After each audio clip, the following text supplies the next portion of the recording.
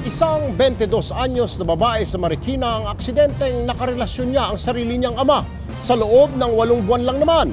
Sa tulong po ng Kapatid Network at ng TV5, talakseryeng face-to-face, unti-unti na ngayong nakaka-recover sa trauma ang naturang dalaga. Mia Reyes, ikwento mo.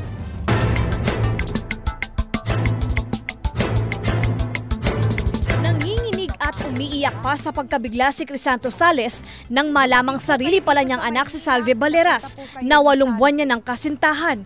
Ang masaklap na katotohanan, nabunyag lang sa programang Face to Face. Tanong ko lamang po, kilala niyo po ba si Salve? Opo. Ha? Anak ko po yan. Siya ang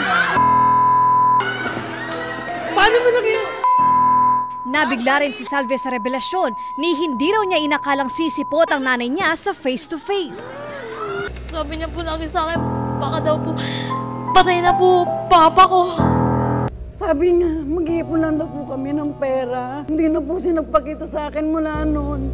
Ang masakit nito, pinakilala na ni Salve si Crisanto sa kanyang ina sa birthday niya noong Disyembre. Pero hindi pa rin daw ipinagtapat ng nanay ang tunay na katauhan ng ama. Ayaw ko pong masira yung kaarawan niya.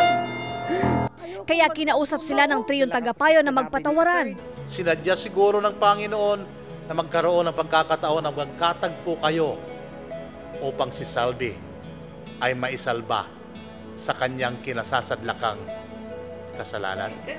Kwento ng psychiatrist na si Dr. Camille Garcia na trauma sa Salve sa nangyari. Feeling ko parang palagi akong may gagawing masama.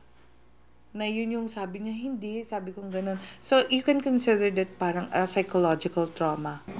Sa tulong ng face-to-face at ng TV5, sumailalim si Salve sa counseling at pinatawad na raw ang kanyang mga magulang. Hindi ko dapat lubos-lubosin yung pagdadamdamin na sisihin kung sino-sino kasi parang wala namang may gusto. Payo ng mga eksperto, maging tapat ang mga magulang sa mga anak, lalo na yung mga naghihiwalay para hindi na umabot sa bulilyaso pagdating ng panahon. Mia Reyes, News 5.